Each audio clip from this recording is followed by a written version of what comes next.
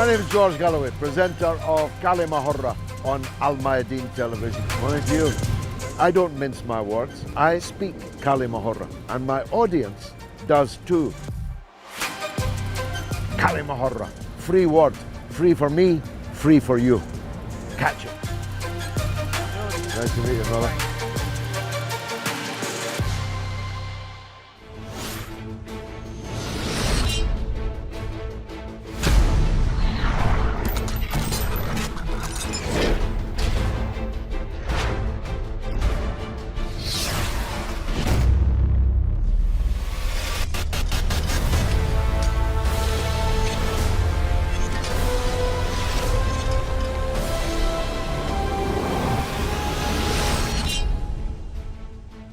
Welcome to Kalima Horra with me, George Galloway, coming to you from London on Al-Mayadeen Television, but talking about events unfolding around the world of particular importance in the Muslim world. What lies behind the provocative burnings of the Quran in Sweden, and for that matter, in Denmark? Is it merely an excess of liberal zeal for freedom of speech and expression? Well, that would be condemnable enough, in my opinion. People should not have their religion, their prophets, and so on, routinely and for no reason that can be ascertained, insulted, denigrated, and the rest. But the double standards of countries in the West on the subject of liberalism, free speech, and free expression render that an insufficient explanation for what happened. Charlie Hebdo, we are told, has to be tolerated in the interests of free expression, even though it, metaphorically speaking, has burned more than the Quran. But the attempt by anyone in virtually any Western country to tell the truth about the Israel-Palestine question would very quickly lead to you losing your job, losing your elected political office, being expelled from your chosen political party, being banned and censored on social media, and quite possibly even being prosecuted. So there's no free speech when it comes to Palestine and Israel. There's no free speech when it comes to the Ukraine war. Your television station will be closed down if it doesn't suit the prevailing narrative. There's no freedom of expression for people who want to strike a note that is not in consistency with the prevailing narrative. All of that free speech and free expression has been closed down. And then there's the geopolitical issues that are raised. Where was this Quran burned in Sweden? Outside the Turkish embassy. Turkey, a member of NATO and possessing the veto power on Sweden's application to join NATO, which they duly vetoed. But maybe the Swedish government didn't really want to join NATO, knew that the burning of the Quran outside the Turkish embassy would be likely to anger the Turks. Indeed, it angered everyone around the Muslim world. There were demonstrations as far away as Indonesia. It was denounced by Saudi Arabia, by Qatar, by all the Gulf countries. It was denounced routinely around the Muslim world. But Turkey had the power over Sweden's military political destiny and has used it. All sorts of conspiracy theories have now sprung forth. Was this a Russian plot to scupper Sweden's attempt to join the NATO, North Atlantic Treaty Organization, the US-led military alliance? Who was behind it? What are the limits of freedom of speech and expression? I think it's a subject worth exploring. With my panel of distinguished experts, I'm merely the enthusiastic amateur, as always. Christian Bakker, My old friend is a television presenter, an art dealer, and the author of a book with one of the best titles in anybody's library, From MTV to Mecca. That's the journey she made. Christiane, welcome to Kalimahorra. Thank you so much. What did you think when you saw the Quran being burned? Did you smell the burning or did you smell a rat? I smelled a rat. No, I felt sorry. I felt upset that people go out and do these things in our day and age where we should be, respectful towards each other. I mean, everybody knows Islamophobia it shouldn't happen. It's something so backward. And why would you burn anybody's holy book? And then outside... But you get lunatics in every society, don't you? The man who burned it was a far-right activist, well-known Islamophobe. He'd previously burned Qurans all over the place. Why did he do it now? And why was the reaction as it was now? I think, isn't he on a tour, or hasn't he been on a tour around Sweden? Book-burning tour. Book-burning tour, yeah. I mean, they are quite powerful, the right-wing party in Sweden. That is what is worrying. His party supports the ruling coalition. Yeah, and generally in Europe, that Islamophobia is actually not getting better, but it seems to be getting worse due to the populist right-wing movement. That I find worrying. And would he not, do you think he didn't want Sweden to get into NATO? I don't think that's got anything to do with it, but it's a consequence that probably the Swedish government didn't... I think that anyone who thought about it for more than 30 seconds would say burning the Quran outside the Turkish embassy is going to make Turkey extremely angry. And Turkey has the power of veto on Sweden's application to join NATO. I think the West seems to be so hung up with their freedom of speech clauses in the Constitution. Oh yeah, of course. When you're saying Islam is great, like I did in the 90s, in the early 90s, I lost all my jobs. Yeah. And it's a double standard. Somebody liked one of my tweets about Palestine and has just been kicked out of the Labour Party for liking a tweet of mine about Palestine. Not kicked out of the party, but kicked out as a candidate for the local elections in Stoke in May. We'll come back to these deeper questions. Murad Qureshi, you were a member of the London Assembly under both Ken Livingstone's mayoralty and Boris Johnson. London is a place where these kind of things happen, and indeed counterpoints to them happen. If you don't mind my saying so, you're a kind of liberal fellow. Do you stand up for the rights of people to burn any book they like? Let's get the history right. Most of the book burners in European history have been fascists. And it's quite clearly the case in this instance as well. And there's been a clear pattern all the way through history, from the Nazis and the book burning they did in the 30s. So that's how I categorise people when I hear book burning, whatever complexion and whatever they may be. And I, as a liberal Muslim, will defend the Quran in this respect, that actually, to its credit, I would suggest, it does mention Aisha, Jesus Christ, over 70 times, and Musa, Moses, over 100 times. Now, many of these buggers won't know this or appreciate this, or the Islamophobes, but it just shows, I think, Islam's relationship with the Christian-Jewish tradition. It's always been in that family, whereas I think most people don't even appreciate that. I think the best thing I can do, and what I've always done with platforms like this, is explain that. I'm no theologian, but I know that much, and I was taught that much by my parents. Batul Sobeiti is an energy engineer, a particularly important field nowadays, but also a political analyst and writer and human rights activist. Go on, say what you were going to say. Freedom of expression is all about expressing your thoughts, your ideas, your philosophy. It's not about trespassing on other people's rights. It is not about attacking what others consider to be holy. And it's certainly not about creating an environment of intolerance, an environment of hate, and an environment where the seeds of sedition are being provoked, right? We all know the famous mantra, divide and conquer.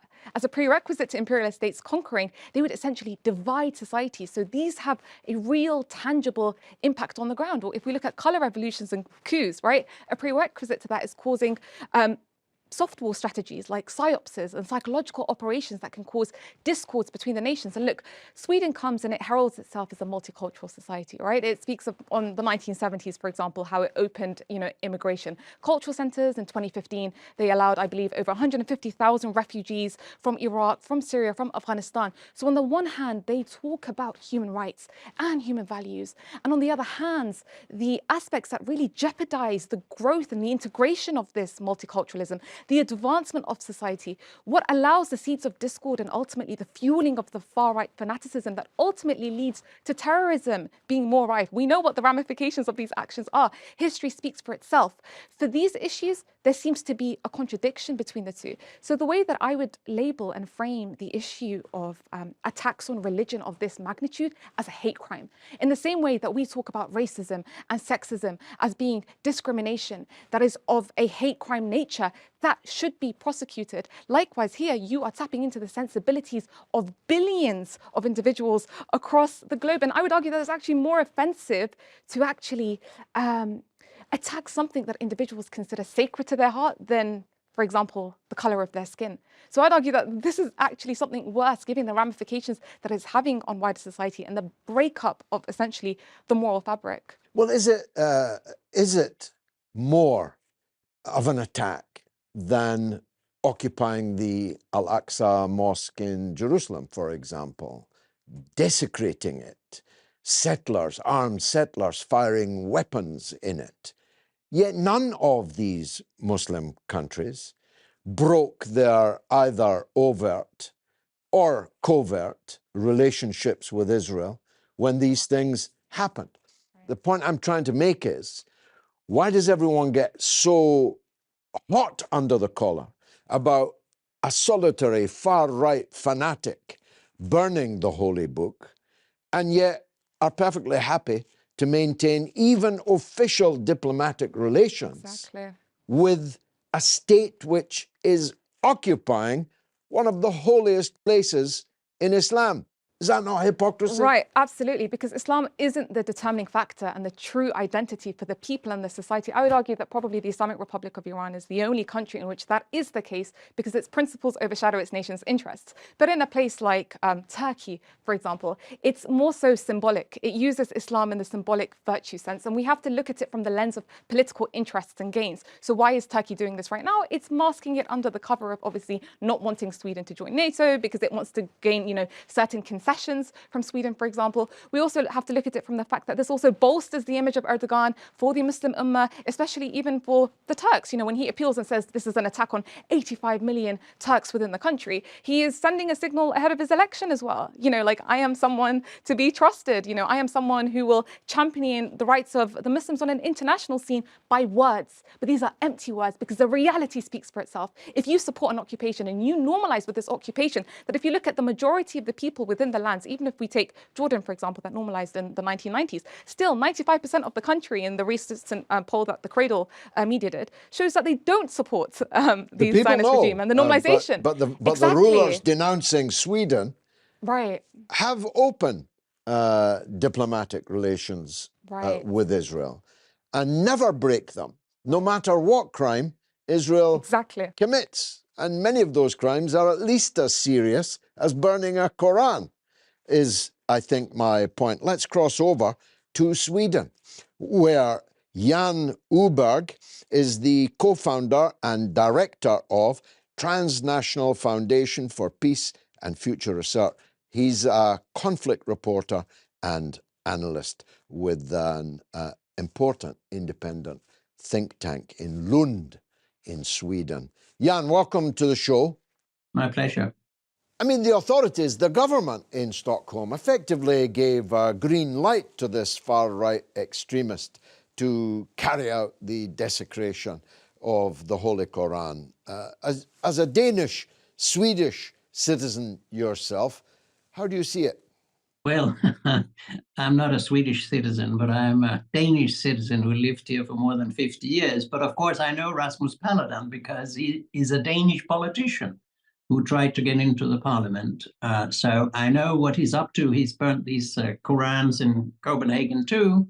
Elsewhere, I think it's a very stupid thing to do. That's a kind of, it's not a very polite or diplomatic way of expressing it. I don't simply see the purpose of doing things like that.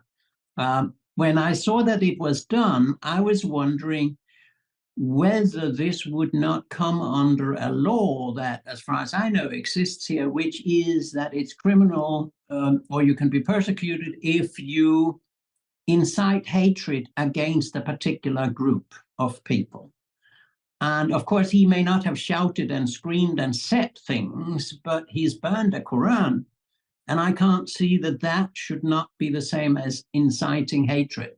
But he's a lawyer, educated man, so he probably knows the fine details of how far you can go. Interestingly enough, when somebody else shortly after wanted to do the same thing, the answer was no. So I don't know whether Sweden has some kind of principles or not.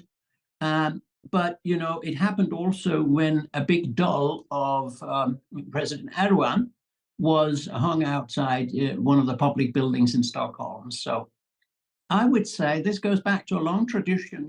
It goes back to the Danish cartoons, and it's very tragic to see that there are people in Europe who still are racist, who still run this kind of hatred mongering against Muslims, a group of people, a religion, and a national group that we have, the West has conducted warfare on again and again and again. I've been to these places with the exception of Afghanistan. I've been to Iraq, I've been to Iran, I've been to Syria, I've seen Bosnia.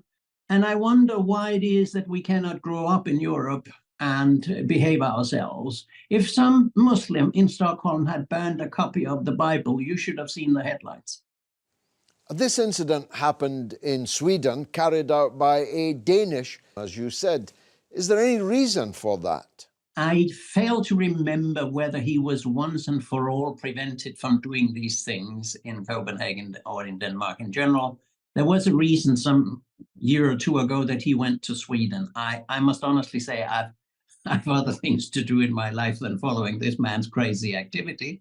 But I think Sweden should have learned also by now that if you want to live in security, and this is happening at a moment when Sweden has applied for NATO membership. So everybody's talking about security in this country. I don't believe NATO gives security, but that's another issue. If you do that, you also have to take others into account and their feelings and their cultural pride. And if there's one thing we've always historically been proud of in Scandinavia, it was that we took each other into consideration. We had different foreign policy and security political solutions. We had NATO membership, we had neutrality, we had a special arrangement for Finland vis-a-vis the Soviet Union at the time, etc. We always said we are secure when we have thought of what will our action imply for the other Nordic countries. Now, if somebody does these things and only thinks of his own nation or his own government or his own parochial, narrow-minded interests, I think we're far out compared with just 20 years ago when we had decent foreign policies and decent security politics, and where Sweden would not have allowed that type of hate inciting activity as Mr. Paludan's. Well, the Europeans are always telling us that the rights of free speech and free expression are, well, to coin a phrase, sacred to them. Do they really mean it?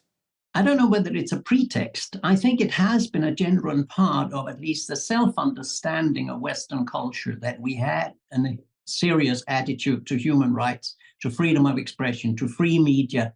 But of course, that has never meant freedom from responsibility of the consequences of what you do.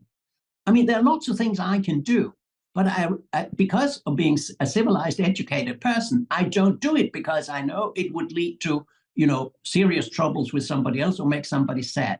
Civilization is about being able to abstain from doing what you could do. Civilization is to say, no, I'm not doing this, although I could get away with doing it, but it's morally wrong. And if I look at how easy it has been to make, I don't know, 98%, 95% of West Europeans hate Russians in a few days. I'm appalled by this development. Because if there's one thing we should have learned, it is the distinction that everybody else does in the world about us and the US, namely, if you go to Iran and you travel around, I've been a lot to Iran, I've been to other countries that have political reasons to hate the West. But what the people say in these countries is, we can distinguish between the government and the people. We don't hate the Americans, but we dislike or hate the government of the US and Washington.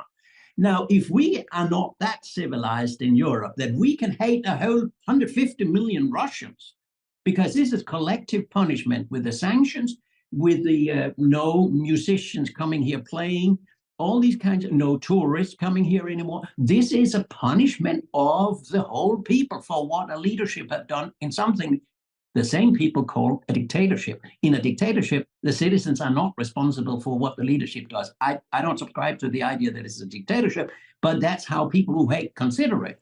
I mean, the Muslims in Europe and indeed across the world are being told that these kind of actions in the name of free speech are normal and should be normalized. That's dangerous, isn't it? What do you think? Well, that is absolutely what it is. That's absolutely what it is. The way the West, or NATO countries led by the US, has killed in Muslim countries, how much we have destroyed. I've been to Syria. I was in Syria in December 2016 when Aleppo was liberated from al-Nusra, 4.5 years of occupation by the Syrian forces and the Russian forces. And now, of course, there's a terrible earthquake and everything is worse than it was. But we managed to kill 300,000 to 400,000 Syrians. We made 6 to 8 million people flee from their homes, either internally in Syria or leaving as refugees, IDPs or refugees.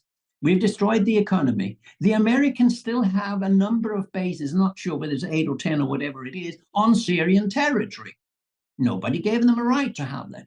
Now, if we expect these types of things, Iraq, the harassment since 1979 of Iran, etc., and the destruction of Libya, if we expect that not to have a negative effect on world politics and cultural dialogue, we are more stupid than we're allowed to be as Europeans. So I'm saying we are on the wrong track. Amazing. You can either yourself or assisting others massacre hundreds of thousands of Muslims in Muslim countries, but you can still not accept that in Sweden a single Quran can be burned. That's the double standards and the hypocrisy to which I object. I'll be right back with the second half of Kalima Horra. Stay tuned.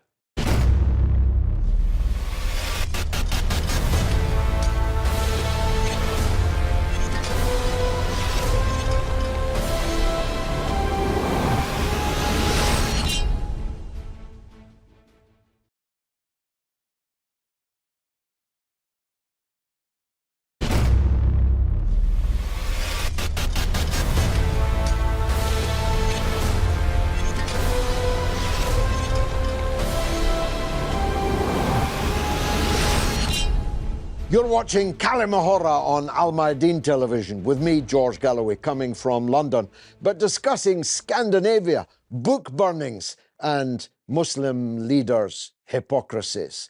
Well, one man that I've worked with for decades knows a thing or two about these matters. He is Dr. Anas Al-Takriti. He's the CEO and indeed the founder of the Cordoba Foundation, which aims to bridge the gap of understanding between the Muslim world and the West.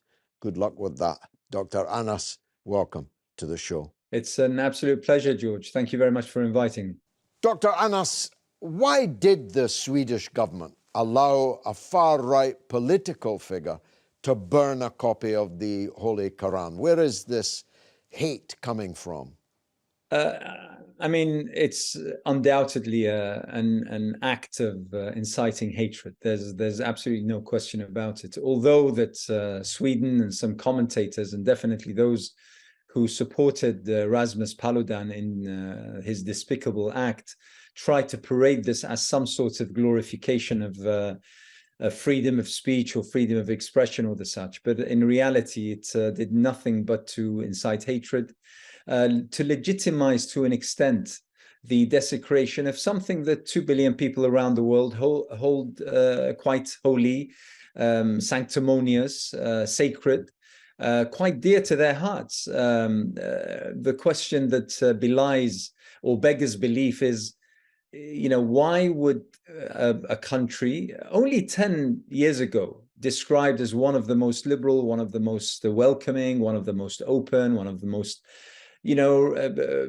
open to migrants from around the world, but suddenly it feels that it's by this act feels that it's okay to hurt, to damage the relationship with, and to make okay to desecrate and to offend 2 billion people around the world. It's something that is absolutely unbelievable.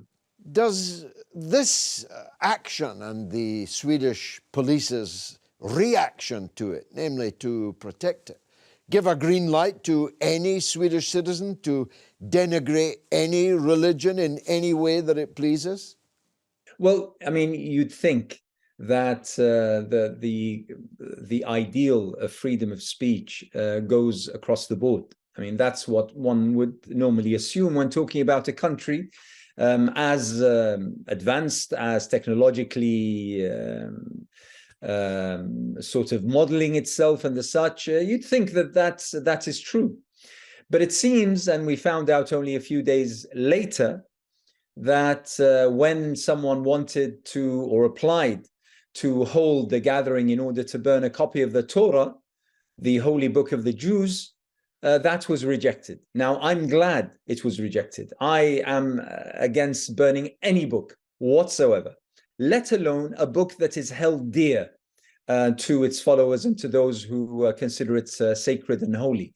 So, but the mere fact that Sweden prevented the burning of the Torah just means that its claim that burning the Quran was some sort of act whereby freedom of speech was being exemplified is absolutely false. Isn't the question why the Swedish authorities allowed this to happen? And what about the perpetrators? What did they hope to achieve? It's something, George, I'm going to be honest here. I think that firstly, most would agree that burning a copy of the Holy Quran is not going to either lessen Islam, it's not going to lessen the mass conversion to Islam as we're seeing across the world. And, with the fact that we have billions and billions of copies of the Holy Quran, and, it's not that we're all of a sudden finding ourselves wanting copies of the Holy Quran. What I think that this does do, however, is to reflect a deep anxiety and a deep lack of confidence and probably even a crisis within not only Sweden, but also Europe. Bear in mind that Paludan is Danish. And in Denmark, we've had now years and years of various acts, whether it be cartoons depicting the Prophet Muhammad, or whether it be cartoons depicting Muslims, or whether it be the burning of the Holy Quran, or the desecration of icons that are close to Islam and Muslims. It's been on this path for years. And every single time I hear about this, and by the way, other European countries as well, every single time I hear about this, I ask myself, why? And the only conclusion I can come to is the fact that these countries and Europe as a whole is in crisis mode, about who Europeans are. What do they represent? What do they believe in? What are the real values of justice, democracy, freedom, equality, freedoms of speech, freedoms of belief, when we find many of those countries subjugating Muslims, harassing Muslim women for wearing the hijab, attacking Islamic centers and mosques because they're frequented by Muslims, and so on and so forth. There is an actual crisis in what Europe now represents, in what the West generally, probably even speaking, what it stands for, what it believes in, and the way in which to clutch at whatever straw it may have within its midst. It's to propose that there is an other, and that other at this moment of time is conveniently Islam and Muslims, for whatever reasons they are. It's a way of justifying the wars, justifying the occupations, justifying the legacy of colonialism and of stealing and pillaging, the sources of countries, most of which happen to be Muslim countries. It's a potentially dangerous provocation, isn't it? What if some Muslims decide to retaliate in a violent and destructive way? Well, I hope not. I mean, there's a great saying by the Libyan warrior against Italian colonialism in the mid or early 20th century, Umar al-Mukhtar, when some of his followers said, well, why don't we do to them like they do to us? They burn our houses, they rape our women, they steal our food, they enslave our children. His response to them was simply, they are not our teachers. We do not do tit for tat, George. And therefore, I really hope not. And you know what? Thankfully, we haven't seen the kind of reaction that many warned that Muslims would go. We haven't seen Muslims hit the streets and go on rampages and burn down buildings and probably desecrate sacred icons of other faiths or other cultures. I'm glad, and I have to say I'm quite proud of Muslims across Europe and elsewhere, because this act is a small act done by a small person and accepted, unfortunately, I have to say, by a government that seems to be quite small itself. That is, Christian, the most important point, isn't it? The last one that Anas made. The police stood guard around this man while he committed this crime. Well, it isn't a crime in Sweden, although it would have been a crime, apparently, a few days later to burn another holy book, demonstrating the absurd double standards that I talked about earlier. You can't legislate for an individual fool or provocateur. But the state of Sweden did legislate for their own security forces to guard him while he did it. Is this madness or badness on their part? Both, a bit of both. and foolishness, yeah, indeed, because they didn't realize the consequences. A, the NATO ascension that is now in question. B, the consequences within Sweden in terms of their safety, because what would it lead to? It would anger all the Muslims in Sweden and perhaps radicalize them, or some of them, some who are liable to that. So it won't make Sweden safer in every way. So it's a very foolish thing to do. But how do we remedy this? I think some questions were raised before. What is the real reason for it all? I think a lack of education, a lack of understanding of what Islam really is, that Islam actually, the true Islamic values are very much European values. And that seems to be something completely missing generally in the European conscious. But the Muslims are not blameless in that. The picture for the general public in Europe over the last decade has been a picture of ISIS, of Al-Qaeda, of head chopping and throat cutting, supported, aided and abetted by our own governments, I may say. But that's the picture. If, my mother is 87 or 88 years old. she only watches the mainstream news. That's probably the picture in her mind about the Muslims. Understandably so. The media has a very conscious role to play. They should not give only airtime to the monsters, to the radicals. Sadly, the extremists overshadow any media discourse. I think European institutions need to do a very conscious effort to eradicate the institutional Islamophobia within the institutions. They also need to do something in the public conscience in the media for them to be more responsible in their reporting, and generally an education program of what the true Islam really is, so that we distinguish between extremism and true Islam, and promote the true Islam, and and obviously stop this kind of burning or hate crimes should not be allowed. But then, George, it's also a question of who owns the media, right? So the media is either owned by the government or it's owned by billionaires who have direct contracts. So even if we, for example, look at the likes of Rupert Murdoch, who owns News Corp, for instance, we see that between 2015 and 16, he went into Downing Street in 1 year, 18 times, basically. And he was very pro-Brexit. And we saw the Brexit referendum because he was pushing it through his mass media. So I agree with you in the sense that the masses are inherently and innately victims of the status quo that is being perpetuated by those who have the monopoly. Because not only is it a case that Islam is not associated with extremism, they create this extremism.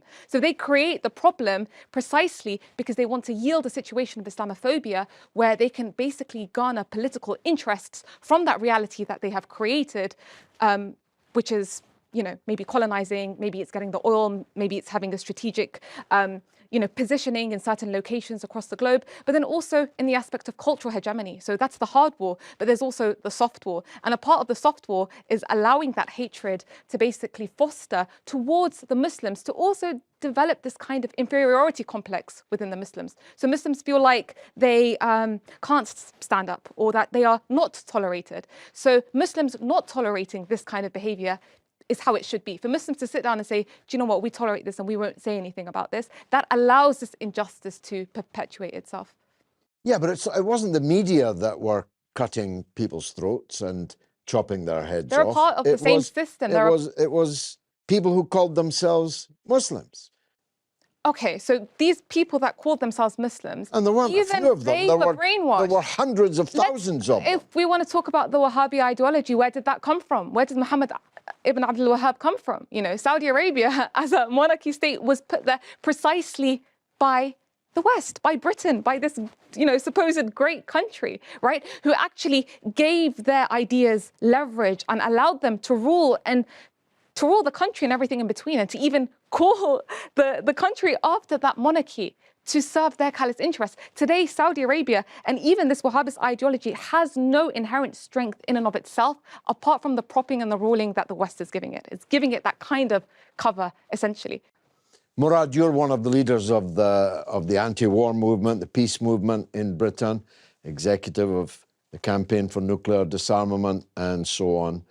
You must see acts like the one that we're talking about, or the ones that we are talking about, as contributing to basically boiling geopolitical situation in the world that can erupt into flames at any time. Indeed, and that's a very dangerous situation. And in some ways, we should be grateful the Swedish government has changed its position. But it's caused damage already. We've had counter-demonstrations in London in front of the Swedish embassy, and Lord knows where else it's gone. So I think the Swedes have got to take responsibility for this and realise the mistake they've made, and also not fall for this storyline that we've had. When I was growing up in the 70s and 80s in London, no one asked me whether I was a Muslim or not. It didn't even register. It was only in the 90s and the beginning of the century. And it just shows how things shift. Unfortunately, hatred is a constant. In the 70s and 80s, it was black or Pakistani or Indian, that was the issue. That's changed in the early end of this last century and the beginning of the century. I think it's changing again now. I think it's moving now to Russians and the Chinese. Well, certainly if you listen to the BBC, that's the impression you'll get. Unfortunately, that's a constant in British politics. I've seen it in London. If you looked at the National Front's activities at the 70s and 80s again, there was a constant 5% far-right vote there. And they never got into power, thankfully, in London, in the regional government, the GLC, or in any of the parliamentary seat, because the vote wasn't concentrated enough. They did subsequently get into the London Assembly, because that 5% was gathered together across the whole of London and got them one Assembly member in 2008-12. So unfortunately, this is it seems to be an inherent feature of many Western countries, and I think they need to be fully aware of this and the implications it has to all those various communities. At the moment, I've got to confess, I'm looking out, I think the Chinese communities find getting a backlash at the moment. We've had this before with them, the yellow peril and things like this. That's where I think we've always had this, unfortunately, and it's always much easier to be attacking what's perceived to be an outsider when they're really not. And as I said earlier, when you suggested I was a liberal Muslim, if you look at the Quran properly in a theological basis, the emphasis of praise it gives to Isha and Musa, Christ and Moses, is something I don't hear enough about. And that's why I will always defend the Quran and defend the right for Muslims to say this is sacred to us. Well, Mary is mentioned far more times in There's a whole chapter on Lady Mary. Indeed. In the Bible. But we come to, if you like, deeper issues of free speech here. We're all against what this fellow did. But what about the people who are against what we do? What about the people who say, well, you shouldn't hold a demonstration supporting Russia, and if you do, we'll ban you. You don't have that freedom of speech. There are profound issues of where freedom of speech begins and ends, aren't there? Don't we want our cake and eat it, is what I suppose I'm saying. Don't we want our characteristics protected, but we are more than happy to criticize, attack, offend other people's characteristics. I mean, I'm never done offending Joe Biden, for example. Someone might say I'm being cruel to him because he's an old man. Do you see my point? That once you start banning things, where do you stop, and who decides who's to be banned and from what? Well, I think you make, where something sacred or holy is considered, you have to set a boundary. That should be off limits. And freedom of speech, but with a conscience. It can't be any kind of freedom of speech, no matter what. You can just insult and denigrate and, have some kind of decorum, some kind of morals about it, some consciousness, some conscience. So, but the sacred, that should be definitely the red line. And that's completely different to political issues. Political issues are always up for criticism. I mean, what is our problem with the media? It's because the media is not free and fair. We criticize them banning, for example, Press TV, Russia Today, the censorship of the algorithms. So we really need to understand who actually has the monopoly over the media, right? Who is actually blackmailing the world with certain slogans, even going to the extent of justifying oppression within law and turning a blind eye to other things that are not of interest to them. So I think that is the crux of the issue. It's not a case of us having our cake and eating it. What we are saying is those things which are considered holy and sacred since the beginning of time.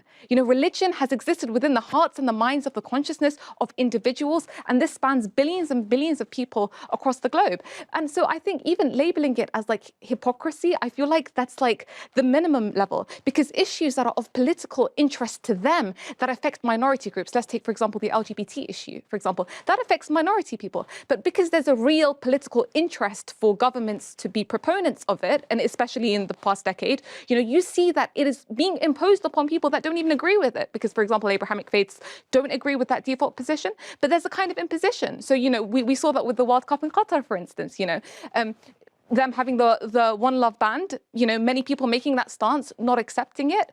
But it's like, hold on, like it's respecting what individuals consider as sanctity, that has existed since the beginning of time.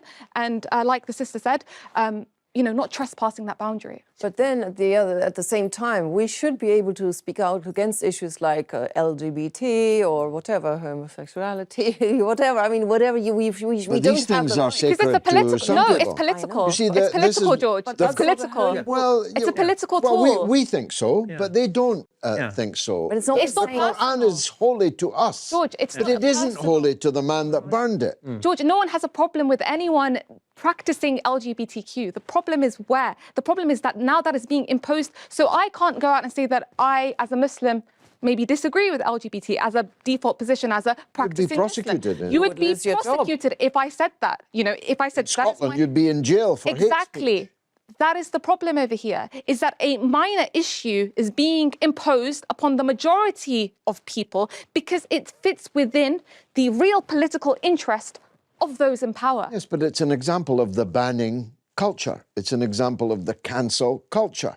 You and I don't want our children to be taught that certain practices and so on are normal and equal to those forms of family that we believe in. So we're cancelled from criticizing it.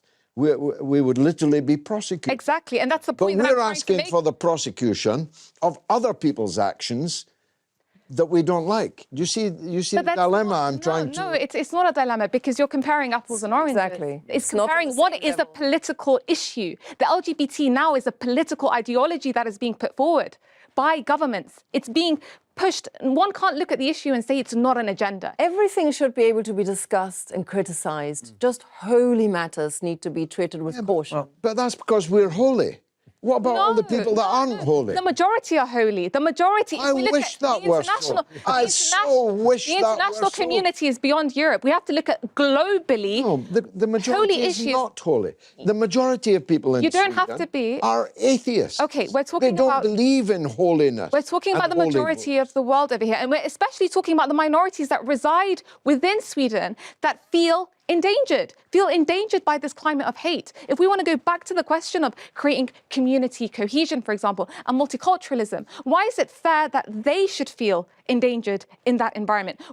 You know, do they ask for terrorist attacks to be, done against them, for example? If we look at what happened in New Zealand, no. But it is ultimately that environment, that hate of hate that gets fostered. I'd argue it's not just the case of the far-right fanatics and extremism, but this is actually a structural issue, as Sister Catherine alluded to, within the media, and it comes from the top, essentially. It's governments that basically legislate policies, foreign policies, even domestic policies, that are so crucial to the lives of Muslims. Well, what do you think? We've all got different points of view, and that's because this television program is called Kalima Horra. And thanks to Al-Mayadeen, we were able to bring it to you.